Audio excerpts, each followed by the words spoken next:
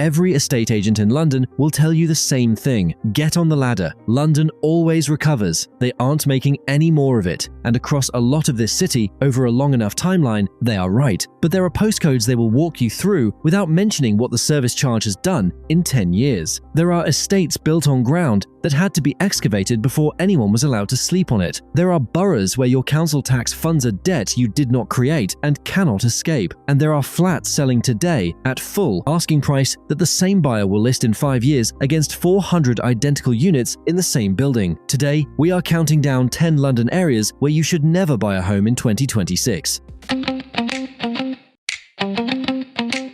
Thamesmead sits on the south bank of the Thames between Woolwich and Erith, a planned town of roughly 50,000 people built on reclaimed marshland in the late 1960s. It has more open water than almost anywhere else in the capital, genuine green space, and some of the cheapest square footage inside the Greater London boundary. It also has one of the longest waiting lists for a train station in British history. Thamesmead was built for a transport network that was never delivered. The original plan assumed rail. The rail did not come. For half a century, residents have had buses and the walk to Abbey Wood. The Elizabeth line arriving at Abbey Wood in 2022 moved prices here considerably, but Abbey Wood is not Thamesmead. For most of the estate, it is a bus ride, and a bus ride in outer southeast London is not a commute anyone volunteers for twice a day for 30 years. The Docklands Light Railway extension across the river has been consulted on, studied, and confirmed with government backing announced in 2025. This is real, and it is genuinely transformational, and that is precisely the problem for a buyer in 2026. The premium is already in the price. You are not buying near a future station, you are buying at the price the market thinks it will be worth once the station exists, on a project whose delivery is measured in a decade, funded by an authority that has cancelled larger schemes. Every year of delay is a year you pay a mortgage against value you have not received. And if the funding changes, the premium does not gently deflate. It is repriced by the first seller who needs to move quickly, then the ground itself. Thamesmead is a tidal floodplain, protected well by the barrier and the river walls. But the London Assembly has flagged more than 200,000 London properties at risk from surface water flooding alone, and Aviva reported in early 2026 that roughly 1 in 9 new homes in England is being built in a flood risk area. Protection is not the absence of risk, and insurers price the difference. Buyers increasingly do too. Thamesmead is not a bad place to live. The regeneration is serious, Peabody's investment is real, and the waterfront plans are the most ambitious in southeast London. But buying here in 2026 means paying today's price for tomorrow's infrastructure and carrying the delivery risk yourself. That is not investing in regeneration, that is underwriting it.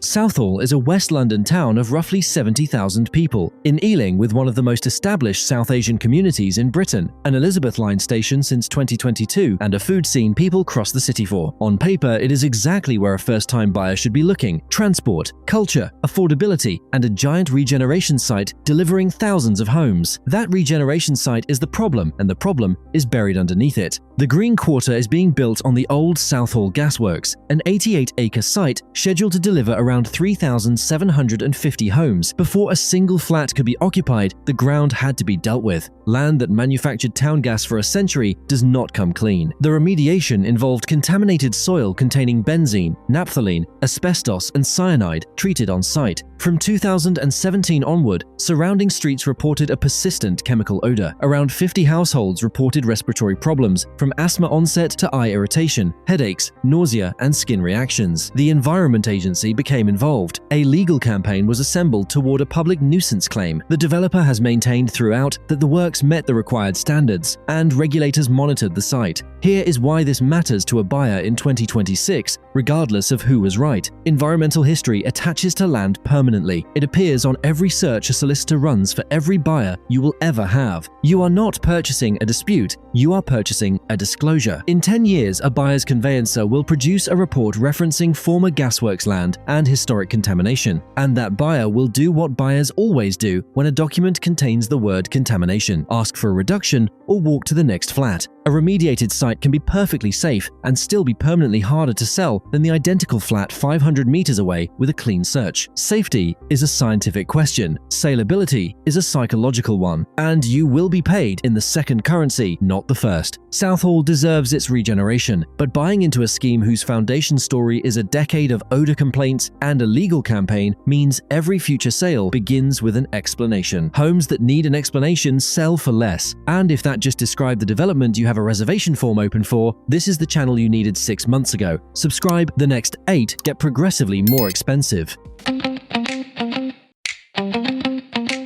Croydon is a town of nearly 400,000 people in South London, with fast trains to Victoria and London Bridge, a tram network no other outer borough has, and housing markedly cheaper than anywhere comparable at the same commute time. Croydon is also, financially, the most damaged local authority in the capital. The council has issued multiple Section 114 notices, the formal declaration that it cannot balance its books. It carries accumulated debt reported at around £1.4 billion and needed roughly £100 million of central government support to close the 2026-27 gap alone. Its own finance reporting states plainly that continued reliance on that support is not sustainable. So the question is not whether Croydon can recover, it probably can. The question is what a council with £1 billion of debt and no reserves is actually able to do about it. It has one instrument, it is obliged to use it, and it lands on the doormat every April. Band D council tax rises to just over £2,600 from April 2026, up roughly a third since 2022 to 23, with further rises projected for 3 more years. That is not a levy, that is a permanent surcharge attached to the coordinates of your home. Run the number. £600 a year of extra council tax costs you roughly what £15,000 of extra borrowing does. Except the £15,000 buys a bigger kitchen. The council tax buys nothing, builds no equity, cannot be refinanced, and does not stop when the mortgage does. You will still be paying it at 70, and it is visible in the fabric. The Westfield redevelopment that was going to redefine the town centre has been announced, delayed, redesigned, and delayed again for over a decade. The office stock that was Croydon's economic argument has been converted or left empty. The retail core has thinned the way town centres thin when the anchor tenant everyone waited for never opens. Croydon has real assets. The transport is excellent, the housing is cheaper, and there are streets in South Croydon and Shirley as pleasant as anything in the borough next door. But buying a home is buying a permanent relationship with a local authority. In Croydon, that authority has £1 billion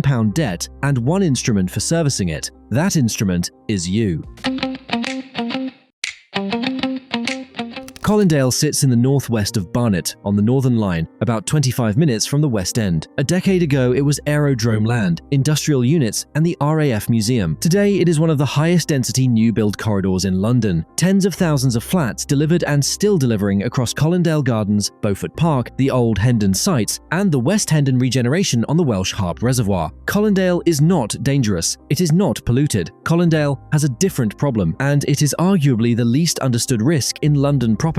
You will never be the only seller. Buy a 2-bedroom flat in a development of 400 near-identical 2-bedroom flats inside a district of 20,000 of them, and you have bought a commodity. Commodities do not have unique selling points. They have prices. On the day you sell, 9 other flats in your postcode will have the same layout, the same specification, the same balcony, and the same view of the next block. The only variable a buyer can use to choose between you is the number. That is a structural discount, and it never goes away because the pipeline never stops, and it compounds with the second problem, service charges. The average London service charge is now above £2,800 a year, up more than 60% in a decade, well ahead of inflation. In amenity-heavy new build schemes with concierge, gyms, podium gardens, and remediation programs, 4,000 to 6,000 is routine. Now hold those facts together. Roughly 37% of flats carry a service charge above 1% of the property's value, and flats charging at or below 1% were around 50% more likely to find a buyer than those charging 2% or more. Some lenders restrict lending where charges breach that ratio at all, so your flat competes on price against 9 identical units while carrying a charge that shrinks the pool of buyers who can get a mortgage on it. That is not a slow market. That is a market with a lid on it. Colindale works if you are going to live there for 20 years and you like the flat. As an asset, you have bought the most replaceable object in London, in the place that produces the most replacements. And if you just worked out how many flats in your building share your floor plan, subscribe, because the top 6 are not places with a drawback. They are places where the money has already gone.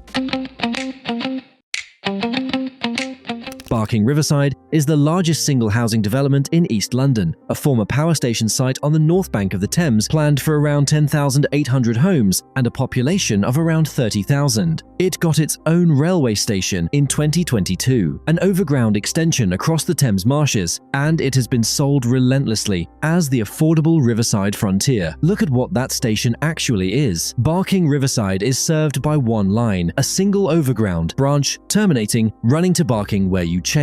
There is no alternative rail route, no tube, no second option. When that line has an incident, 30,000 people share one bus corridor and one road out. Single line dependency never shows up in a brochure and shows up in every valuation eventually. Multi-connected districts hold value through downturns because the buyer pool is drawn from every direction. Single line districts have a buyer pool shaped exactly like the timetable. Then there is the ground. This is Thames floodplain, reclaimed industrial land at the tidal edge behind defences. It is defended. It is also, on any environmental search, floodplain. And underwriting for tidal and surface water risk has tightened every year since 2021.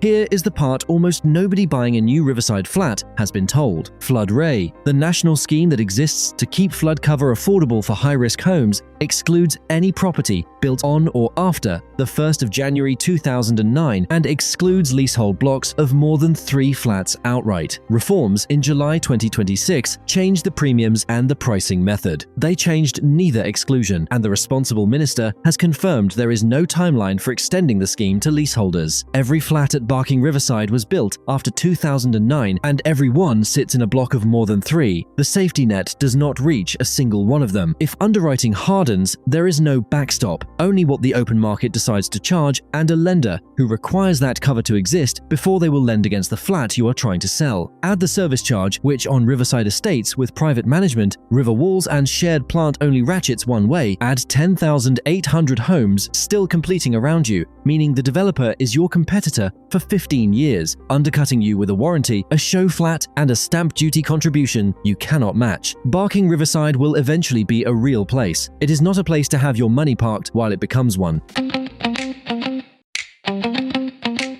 Wembley Park is the most complete piece of private placemaking in Britain. 85 acres around the National Stadium, transformed over 20 years into high-rise apartments, a designer outlet, a theatre, public squares, and the largest build-to-rent portfolio in the country. 3 stations, 12 minutes to Baker Street. By any design standard, well done. It is also a place where a private homeowner is structurally the weakest participant in the market. Thousands of the homes here are not for sale. They are institutionally owned rental stock, held by a single landlord, managed as one business, and priced as one portfolio. That fact does something to leaseholders almost nobody models before they exchange. You are competing with an entity that cannot be forced to sell and can afford to wait. When you list, your buyer is comparing your flat to renting the identical 1-2 towers over. Gym, lounge, rooftop, maintenance team, and no stamp duty, no legal fees, no service charge, no ground rent. Abundant institutional rental supply caps what buying is worth. The operator sets a floor for occupation and therefore a ceiling for ownership, and they can absorb a soft year in a way that you, with a fixed rate expiring, cannot. Then the ordinary costs. Tall buildings are the most expensive housing to run in Britain right now. Post-Grenfell safety regimes, Waking Watch legacies, remediation, insurance repriced across the whole high-rise sector, lift and plant cycles. Every one lands as a line item on a leaseholder's statement. None land on a renter's. And the location has a rhythm no spreadsheet captures. On event days, dozens a year, football, rugby concerts, NFL, 90,000 people arrive at your front door. The roads close, the station queues. Some people find that energizing. Every buyer you ever meet will ask about it, and the ones who mind will not make an offer. Wembley Park is a genuinely impressive district and a genuinely poor place to be a small leaseholder, because the market you are trading in is one you do not set the terms of. Or you could subscribe and learn that for the price of nothing. The top 4 are the postcodes where the largest sums in London have actually been lost, and number 1 is the one that was supposed to be immune. Woolwich has had more money spent on it per resident than almost anywhere in South London this decade. The Elizabeth line opened here in 2022, cutting Bond Street to under 20 minutes. The Royal Arsenal has been converted from a military manufacturing complex into a riverside quarter of restored listed buildings and new towers, with a pier, a cultural district, and a private landscaped estate. Everything the regeneration promised has actually been delivered, and that is exactly the reason to be careful. The Elizabeth line premium was priced in between roughly 2015 and 2022, bought forward by investors buying the announcement. It arrived, it was extraordinary, and the value it created was captured almost entirely by people who bought before the trains ran. A buyer in 2026 is paying the post-delivery price for a catalyst that has already fired. There is no second Elizabeth line. What there is the running cost. Royal Arsenal carries a building service charge and an estate charge covering the landscaped grounds, the river frontage, the security and the shared infrastructure, plus concierge gym pool and the fire safety regime for the towers. £4,000 to £6,000 a year is normal, and London service charges rose more than 6% in a single year and over 40% in 5. Now, do the maths a buyer does. On a £500,000 flat, a £5,000 charge is 1% of the value, before the mortgage, before the council tax, before a single repair inside your own front door. Over a 10-year hold that is £50,000, rising, that produces no equity. If your flat appreciates 2% a year in that period, half of your gain has been consumed by the cost of holding the thing that produced it, and the supply keeps coming. Royal Arsenal is still building. So is the town centre. Every new phase competes directly with the phase you bought, and the developer has incentives, a warranty, and a marketing suite. You have a lived-in kitchen. Woolwich is a success story. It is a much better place than it was in 2010, and it will be better again in 2035. But you cannot buy the story after the story has been told and expect to be paid for telling it. The upside was captured by the people who took the risk. What is left is the cost base. 9 Elms is the most heavily marketed square mile in modern London. The Battersea Power Station restoration, the American Embassy, and a Northern Line extension with 2 brand new stations opened in 2021. The first tube extension in a generation, a linear park, Riverside Towers with pools on the roof. Sold from around 2013 to buyers in London, Hong Kong, Singapore, Kuala Lumpur and the Gulf, largely off-plan, largely on the promise of what the district would become. The district became exactly what it was promised to be, but the buyers still lost money. So how does a place deliver every single thing it advertised and still cost its owners money? That question is the most important lesson in the whole list. So, it is worth being precise about it. 9 Elms did not fail. The power station opened, the embassy opened, the tube opened, the restaurants filled, and a large number of people who bought off plan between 2013 and 2017 have resold or attempted to resell at prices below what they contracted to pay in nominal terms. The reason is supply. Thousands of flats were built in the same area, at the same time, all aimed at the same type of buyer. And for years, those buyers were international investors. But then demand started to fall. Higher taxes, currency changes, and new tax rules pushed many of those buyers away. The problem was simple. The buyers disappeared, but the thousands of flats didn't. The market has not been kind to that inventory. Inner London flat values were running around 11% below their April 2020 level in spring 2026, while outer London flats were still above where they were 5 years ago. London was the only region of Great Britain showing an annual decline, with buyer inquiries down around 20% year on year, and the holding costs here are among the highest in Britain. Concierge, pools, spas, cinema rooms, and the compliance burden of tall towers. 2% of value per year is not unusual in this stock, and flats charging 2% or more were dramatically less likely to find a buyer at all. This is the segment that Statistic was describing. 9 Elms is the clearest proof of the thesis of this entire video. A place can be regenerated exactly as advertised, deliver every piece of infrastructure it promised, look magnificent in every photograph, and still be a catastrophic place to have bought, because regeneration creates value for a district, and supply destroys value for a unit. You do not own the district, you own the unit. Westminster is the wealthiest local authority in Britain, covering Mayfair, Belgravia, Pimlico, and St James's, roughly 200,000 residents, and the streets that appear in every argument about London property being the world's safe deposit box. These are the addresses that are supposed to sit outside a market cycle entirely. In the 12 months to May 2026, average prices in Westminster were reported down around 23%, from roughly £1,080,000 to £836,000. Kensington and Chelsea fell 8 to 11% depending on the measure. Hammersmith and Fulham similar. Across the same period, Waltham Forest was up 3.4%, Redbridge 2.7%, and Bexley 2.5%. Read that comparison one more time. The cheapest boroughs in London went up, and the most expensive borough in Britain fell by a fifth. 3 forces did it, and none of them have finished. The first is tax on the asset itself. The High Value Council tax surcharge, the measure everyone calls the mansion tax, hits English homes worth £2 million or more from April 2028 at between £2,500 and £7,500 a year. Crucially, the valuations that determine liability are being taken from 2026, not from the year it starts, but from now. The tax is already in the market, being negotiated over before a pound of it has been collected. The second problem is tax. Prime central London was built on demand from wealthy international buyers. But when the UK changed the tax rules, some of those buyers had a simple choice: stay and pay more or move somewhere else. Some chose to leave. And when fewer billionaires are competing for £5 million flats, prices have a problem. The third is liquidity, and it is the one that actually hurts. There are only so many buyers on earth for a £5 million flat in SW1, and when a meaningful share of them relocate, the market does not gently reprice, it stops. A property that takes 18 months to sell has not lost value on paper, it has lost value in every way that matters to someone who needs the money. Prime central London is not going to disappear. The buildings are irreplaceable, and there will be a cycle where this looks like the buying opportunity of a decade, but buying in 2026 into a falling market, ahead of a tax assessed on this year's valuation, in the least liquid segment of the country, is not a safe deposit box. It is the most leveraged bet on politics a British homeowner can make.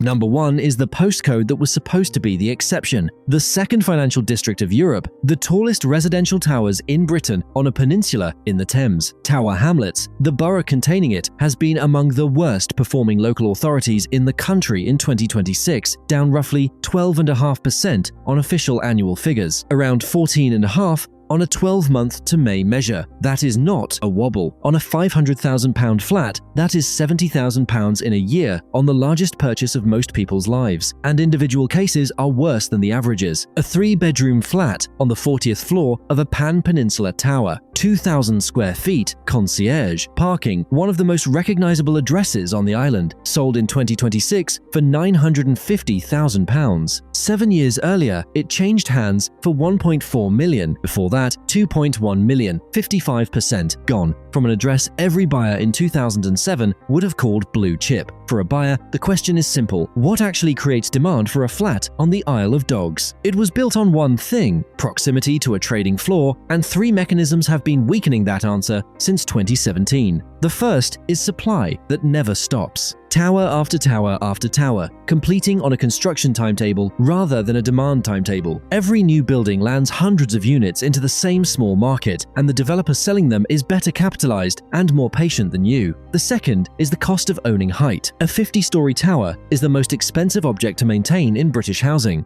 Lifts, plant, facade access, sprinklers, and the entire post-Grenfell safety regime of remediation programs, wall surveys, and insurance that repriced across the whole sector after 2017. London service charges average over £2,800. In this stock, they start at double that. The lending consequence is direct. Exceed roughly 1% of value and you lose lenders, which means losing buyers, which means losing price. The third is concentration. Canary Wharf was built on the assumption that tens of thousands of people would need to be within walking distance of a trading floor 5 days a week. Hybrid working broke that assumption. The estate has responded seriously. More residential, more retail, more life sciences, and that transition may well succeed. but it is a transition, and you do not want to be holding a leveraged, illiquid, high service charge leasehold asset in the middle of somebody else's transition. Canary Wharf is number one because it destroys one of the biggest beliefs in property, that a great location will always protect your investment. The Isle of Dogs has everything: world-class transport, riverside views, jobs on your doorstep, and one of London's most famous skylines. And yet, homes here have lost more value, faster than almost anywhere else in Britain. Location did not protect anyone, because location was never the risk.